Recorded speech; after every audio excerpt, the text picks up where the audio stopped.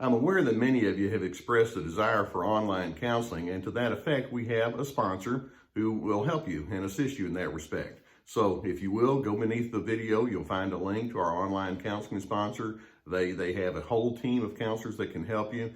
Practice self-care, get the help that you need.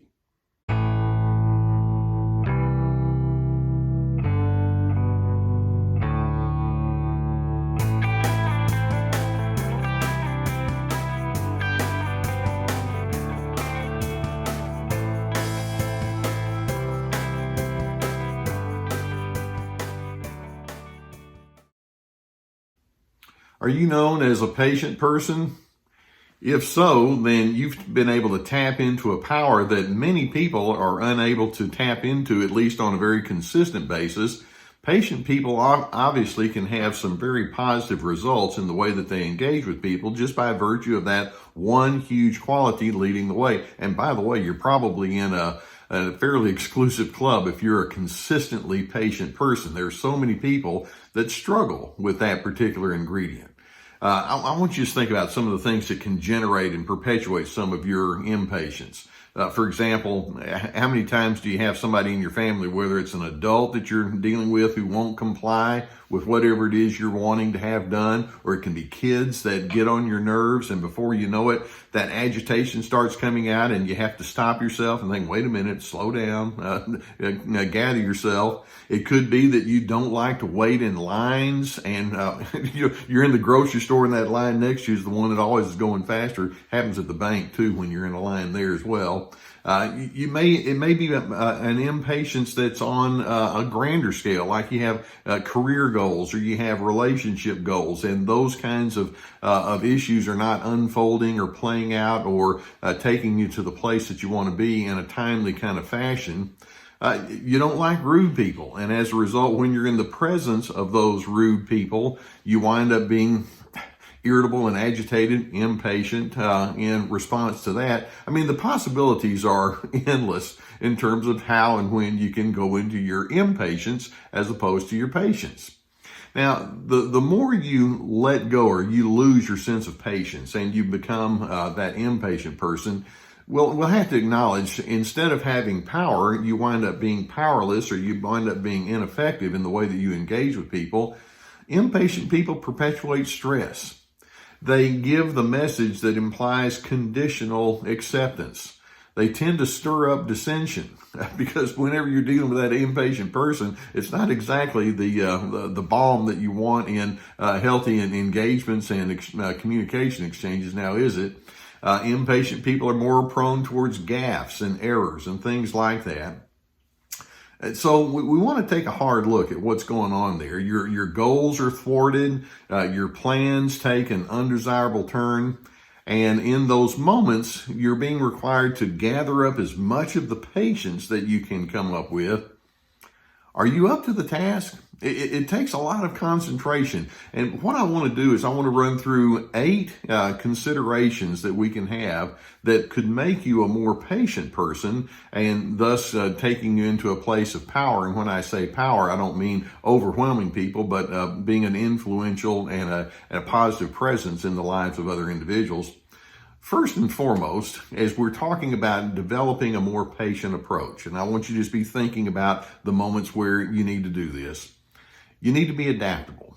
And by that, I mean it's good to have goals and desires and plans, but can you make contingency plans for those moments when those goals and desires and plans don't play out? We don't want to be so idealistic in thinking, well, now that I've planned something, it's all supposed to go according to the way that I want it to be. There needs to be a certain flexibility and pliability as you engage with people, whether it's something as simple as that standing in line at a grocery store, or managing a project, or bringing up children in a way that you feel proud of who they've turned out to be. I mean, anything and everything in between.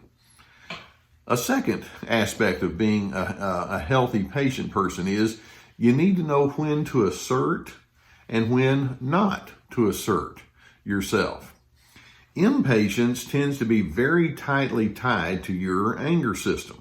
And in the unhealthy forms of anger, you can have agitation and irritability, and you can be forceful, and it can lead to all sorts of agitation that are associated with rage and things like that. Those people tend to be highly impatient.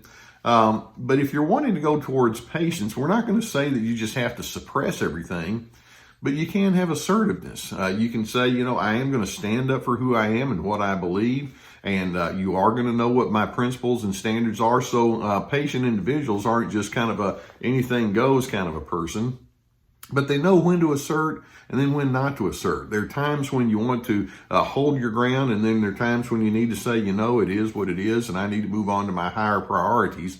That's a delicate balance that is difficult to manage, but it can be done.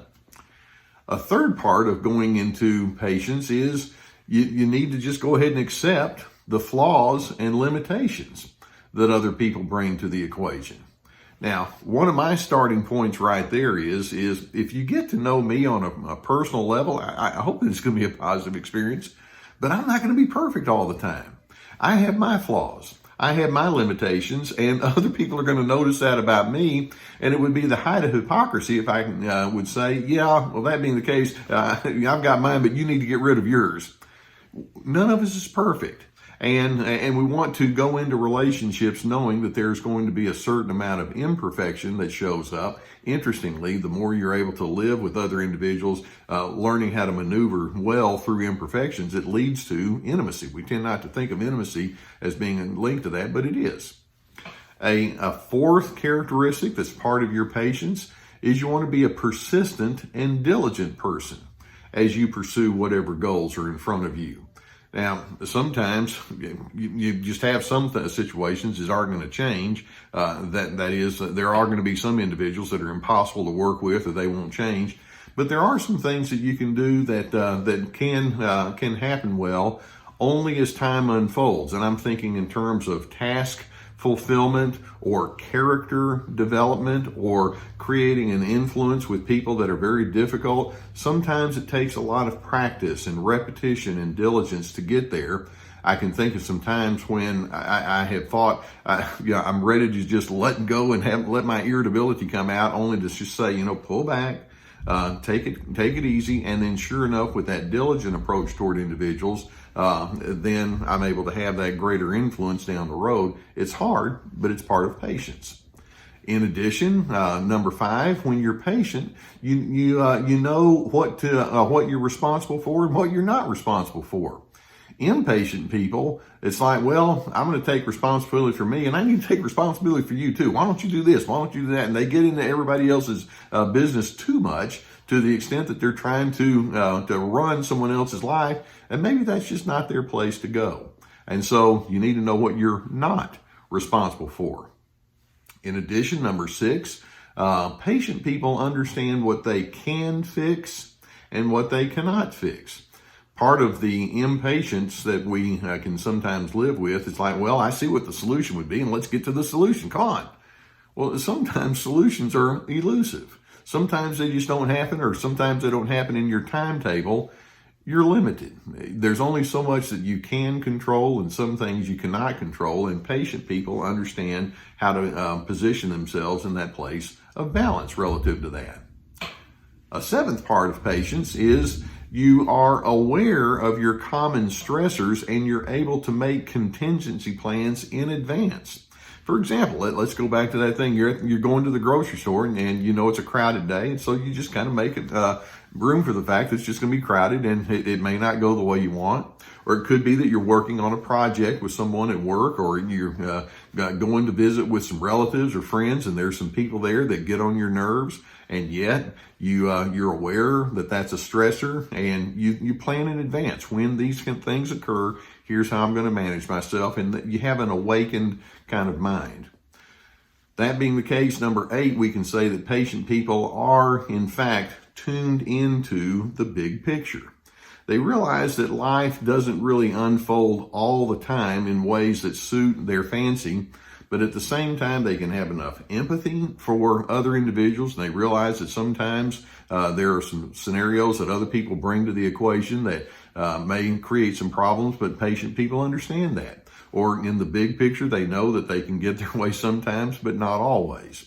So it is possible for you to plan and determine and deliberate to be a patient person. And like I say, if you get into that group, you're in an exclusive club. But I'm hoping this can challenge you to say, I need to do a better job in that regard.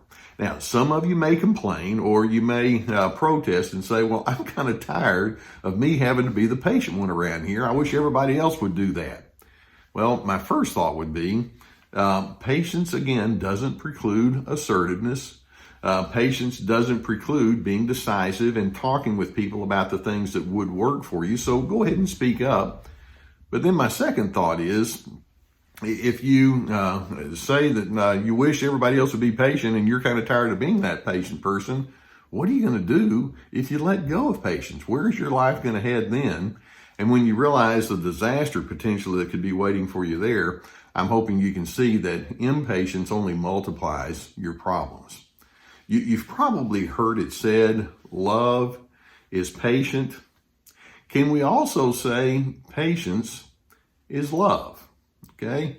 When you go into your patient place, that means that you've prioritized love and goodness. And again, you still have decisiveness, but in such a way that says, that's who I want to be known for.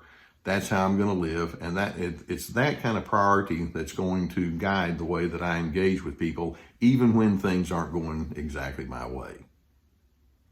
I hope videos such as this give you some good food for thought. If you've not already done so, hit that subscribe button here for our Dr. Les Carter channel. I already have my Surviving Narcissism channel, and we're growing this channel, so I'd be glad for you to stay with me. We're going to keep videos coming to you. In addition, it may be that you have a need for some counseling. And when you watch videos, something like this, it can prompt you to think that you'd like to get some. If there's someone in your area that could assist you, I would strongly encourage that you do so. If you do not have that availability, or if you would prefer, we have a link below our video that takes you to online counseling with a sponsor, and we trust them. There's a whole team of people that could help you. And so if that's something you need, I would encourage you to go beneath and avail yourself to that. In addition, we have my books, The Anger Trap, When Pleasing You is Killing Me. We also have our courses and webinars, and more of this is coming, so keep your ear to the ground on all of that. Just know that I'm glad that you let me be on your journey with you. I'm hoping that this can inspire you to say, okay, this is one more thing I'm going to put on my to-do list. I'm going to work hard on being that patient person. And in doing so, you can tap into the power that it brings to you. Power in the sense that you can have a containment of some of the negative aspects, and you can be a person of healthy influence and steadiness. I really want that for you.